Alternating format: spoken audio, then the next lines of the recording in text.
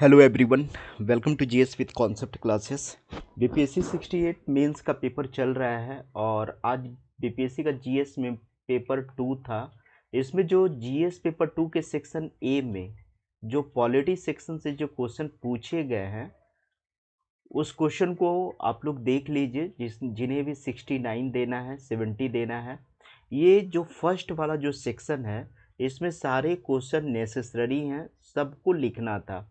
जैसे कि भारत में गत्यात्मक धर्मनिरपेक्षता, डायनेमिक सेक्युलरिज्म को आलोचनात्मक दृष्टि से विश्लेषित करना था। नेक्स्ट क्वेश्चन है, भारत में क्षेत्रीय राजनीति अपनी भूमिका निभाती है, व्याख्या कीजिए। यानी रीजनल पॉलिटिक्स क्या प्ले करता है, इसके बारे में लिखना था। नेक्स्ट है कि भारत के संविधान में सकारात्मक निर्देश देश में सामाजिक और आर्थिक लोकतंत्र के एक चार्टर के रूप में है, उदाहरण सहित व्याख्या कीजिए। यानी कहने का मतलब है ये है कि the positive direction in the constitution of India are as the charter of a social and economic democracy in the country, explain with the example. ठीक है, तो ये 3 क्वेश्चन जो थे 8-8 नंबर के थे और ये सारे क्वेश्चन को अटेम्प्ट लिखा जा सकता था। भारत के सर्वोच्च न्यायालय की न्यायिक पुनर्विलोकन क्षेत्राधिकार को स्पष्ट कीजिए, जुडिशियल रिव्यू। ठीक है, हमेशा बीपीएससी का एक फेवरेट सेक्शन रहा है। बिहार के पिछले दशकों में भारतीय अपनी राजनीतिक सुसंस्कृति में सुधार देखा है।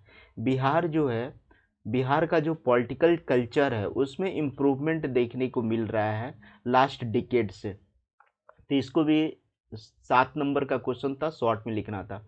दूसरा जो पॉलिटी का जो लॉन्ग क्वेश्चन था उसमें था कि क्षेत्रीय परिषदों के अंतर्गत देश में राष्ट्रीय हित की सर्वोपरिता प्रतिष्ठापित है। भारत में क्षेत्रीय परिषदों की प्रकृति एवं कार्यशैली का उपयुक्त कथन के परिप्रेक्ष्य में आलोचनात्मक दृष्टि कीजिए। इसमें जोनल काउंसिल ऑफ इंडिया के बारे में लिखना था। ठीक है, उसके बाद या तो आप इस क्वेश्चन को अटेम्प्ट ले सकते थे या तो नेक्स्ट क्वेश्चन को कि जाति भारतीय राजनीति में एक भूमिका निभाती है, दशकों में एक कामकाज में बदलाव आया है। आप पिछले कई दशकों में इसकी बदलती भूमिका को कैसे देखते हैं? क्या विकास स्तर के जाति के चरित्र को कमजोर करता है? Caste play a role of India politics. ये रोल इंडियन पॉलिटिक्स में जो कास्ट का जो रोल है ये बीपीएससी का फेवरेट सेक्शन शुरू से रहा है।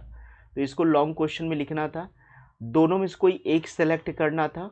ठीक है, और या आप नेक्स्ट क्वेश्चन में से दोनों में से कोई एक सेलेक्ट कर सकते थे कि वर्ष 2022 में। अच्छा, ये इकोनॉमिक सेक्शन वाला क्वेश्चन है, इसका पीडीएफ थोड़ा सा उल्टा बना है इसलिए ध्यान में रखिएगा।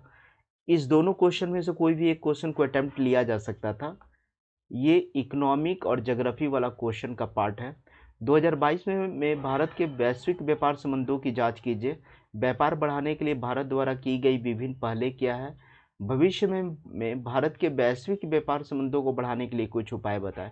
या तो आप इस क्वेश्चन को अटेम्प्ट ले सकते थे या तो according to the report released by the telecom regulatory authority of India TRAI in February 2022।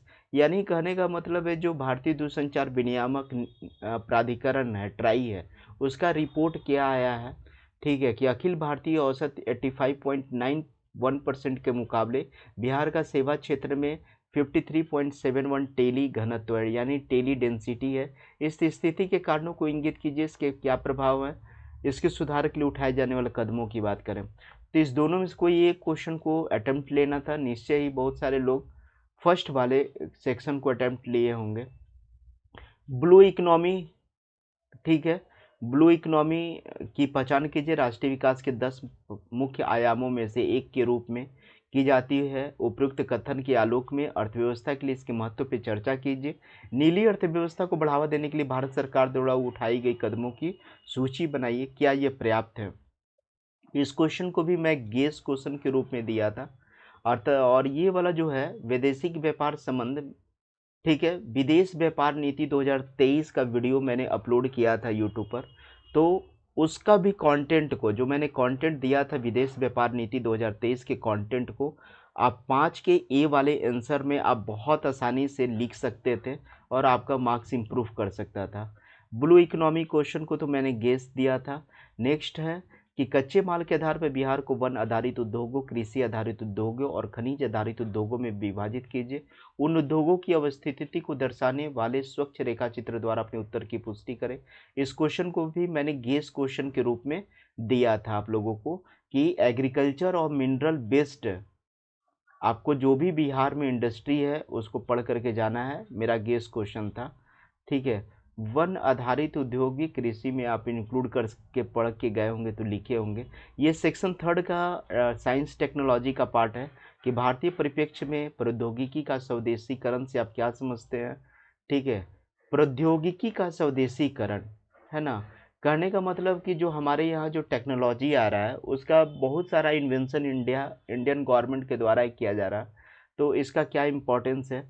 Next है 7 का बी में व्याख्या कीजिए कि बढ़ती ऊर्जा आवश्यकताओं को पूरा करने के लिए भारत अपने परमाणु ऊर्जा कार्यक्रम का विस्तार करना क्यों आवश्यक है।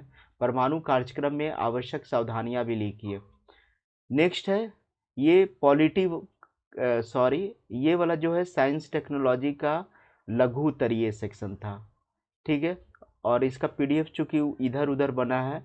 फिर ये वाला जो क्वेश्चन है ये आपका पॉलिटी का है, दोनों में से कोई एक आप अटेम्प्ट ले सकते थे कि भारत के चुनाव आयोग ने चुनाव कराने में महत्वपूर्ण भूमिका निभाई है।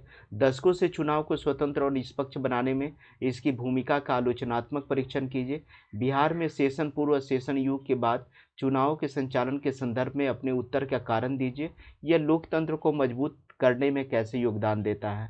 राज्यसभा की संरचना और शक्तियों का विवेचन कीजिए।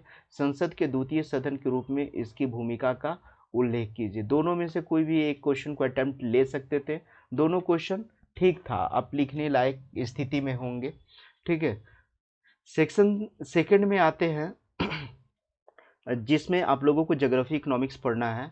इसका फर्स्ट क्वेश्चन है राष्ट्रीय लॉजिस्टिक नीति 2022 प्रधानमंत्री गति शक्ति योजना के साथ भारत में लॉजिस्टिक दक्षता में क्रांतिकारी बदलाव लाएगी, स्पष्ट कीजिए। मैंने एक वीडियो डाला था राष्ट्रीय लॉजिस्टिक नीति 2023 पर जो कि करंट का था। उसमें मैंने प्रधानमंत्री गति शक्ति योजना से भी जोड़ करके बताया था कि प्रधानमंत्री गति शक्ति योजना के आने के पश्चात नेशनल लॉजिस्टिक पॉलिसी या नेशनल लॉजिस्टिक के मामले में क्या इम्प्रूवमेंट हुआ है। तो उस वीडियो को देख करके भी अगर आप जाते तो आप इस आंसर को ज़रूर लिख सकते थे। तो मैं बहुत सारा वीडियो ऐसा देता हूँ यूट्यूब पर जो कि इम्पॉर्टेंट होते हैं, लेकिन लोग नहीं देखते हैं, है ना, लोग नहीं देखते हैं। लेकिन मेरी कोशिश रहती है कि यूट्यूब पे कुछ भी वीडियो ऐसा जाए जो हेल्पफुल हुई हो। बकवास वीडियो को मैं हमेशा अवॉइड करता हूँ कि चैनल पे कम से कम बकवास वीडियो न डाला जाए जिसका कोई पढ़ाई से लेना देना नहीं है। स्ट्रेटजी पे लोग ज़्यादा बात करते हैं कि रणनीति क्या होनी चाहिए पढ़ाई का। ठीक है, तो वैसा वीडियो को अवॉइड करना चाहिए। ठीक है, रणनीति ज़रूरी नहीं है, रणनीति आप लोग बहुत बना लिए हैं। मुद्दा ये है कि वैसा टॉपिक को पढ़ा जाए, वैसा वीडियो को देखा जाए जो आपके कंटेंट से एग्जामिनेशन में टकराए। जैसे नेशनल लॉजिस्टिक नीति का भी मैंने वीडियो डाला था। ठीक है, आप लोग देखे होंगे चाहे नहीं भी देखे होंगे। अटल इनोवेशन मिशन किस प्रकार पूरे भारत में नवाचार और उद्यमशीलता को बढ़ावा दे रहा है, व्याख्या कीजिए। मेंटर इंडिया, अटल इंक्यूबेशन सेंटर और अटल न्यू इंडिया चैलेंज जैसे अटल इनोवेशन मिशन की विभिन्न पहलों पर संक्षेप में चर्चा कीजिए। बिहार में नगरीकरण के स्तर पर चर्चा कीजिए। राज्य में नगरीकरण के निम्न स्तर से संबंधित कम से कम 2 कारणों की व्याख्या कीजिए। राज्य में नगरीकरण को बढ़ावा देने के लिए बिहार सरकार द्वारा किए गए कदम क्या क्या उठाए गए हैं। ठीक है, ये सब शॉर्ट क्वेश्चन थे। हिंद महासागर द्विध्रुवीय गति क्या है। ठीक है, इसका वर्ष 2022 में भारत में मानसून की अनियमितता से क्या संबंध था, व्याख्या कीजिए। इस अनियमितता से भारत में खाद्य उत्पादन और अर्थव्यवस्था पे क्या, इसमें अल नीनो और ला नीनो का उल्लेख करना था। भारत में ग्रामीण शहरी डिजिटल विभाजन की व्यापकता और प्रभाव पर चर्चा कीजिए। इसे कम करने में सरकार द्वारा उठाए गए कदमों का परीक्षण कीजिए। फिर ये जो वाला जो सेक्शन है, ये जो साइंस टेक है, ठीक है, क्योंकि पीडीएफ आगे पीछे बना, ये साइंस टेक वाला है शॉर्ट क्वेश्चन जिसमें से आपको टोटल लिखना था। इंटरनेट और इंट्रानेट में क्या अंतर है, लिखिए। व्याख्या कीजिए कि किस प्रकार इंटरनेट और इंट्रानेट ने मनुष्य के जीवन को बदल दिया है। प्रौद्योगिकी आधारित बिहार के आधुनिकीकरण पर एक नोट लिखिए। 100 क्षेत्र में नैनो प्रौद्योगिकी की भूमिका पर चर्चा कीजिए। विभिन्न रोगों के उपचार में इसका उपयोग किस प्रकार किया जाता है, उदाहरण सहित उल्लेख करें। संगणक एवं संचार प्रौद्योगिकी के क्षेत्र में प्रगति के साथ आम जनजीवन एवं सरकारी तंत्र के परिचित में भारत डाटा चोरी के गंभीर संकट से जूझ रहा है। डाटा चोरी साइबर थ्रेट के उन विभिन्न क्षेत्रों की विवेचना कीजिए। इन सभी क्षेत्रों में केंद्र सरकार द्वारा इसे रोकने के प्रयासों का वर्णन उपलब्ध तकनीकी संसाधन की सहायता से कीजिए। ठीक है, या तो आप इस क्वेश्चन को अटेम्प्ट ले सकते थे, या तो आप नेक्स्ट क्वेश्चन को भी आप अटेम्प्ट ले सकते थे कि एक तरफ प्रत्येक परिवार को पीने योग्य जल की उपलब्धता का उद्देश्य एवं दूसरी तरफ बढ़ती आबादी के कारण जल की कमी को ध्यान में रखते हुए जल संरक्षण में भारत सरकार की भूमिका पर प्रकाश डालिए। साथ ही केंद्रीय सरकार के उद्देश्य की पूर्ति हेतु बिहार राज्य द्वारा अपनाए गए वैज्ञानिक एवं तकनीकी विकास की विवेचना कीजिए।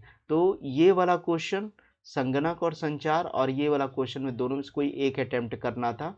और इधर शॉर्ट क्वेश्चन जो 5 पूछे गए थे साइंस टेक में, वो 5 का में से 5वें अटेम्प्ट करना था। ठीक है, तो यही इकोनॉमिक्स और पूरे जीएस पेपर 2 का गेस क्वेश्चन था। और मैं एक चीज़ आप लोगों को कहता हूँ कि जो भी वीडियो पे, जो भी यूट्यूब पे कंटेंट डाला जाता है, खासकर मेरे द्वारा जो भी डाला जाता है, चाहे मेंस के पॉइंट ऑफ व्यू से चाहे पीटी के पॉइंट ऑफ व्यू से, उसे नज़रअंदाज नहीं करेंगे तो शायद आपके लिए बेहतर होगा। मैं बहुत सारा ऐसा कंटेंट वीडियो में भी डालता हूँ मेंस के पर्पज़ से जो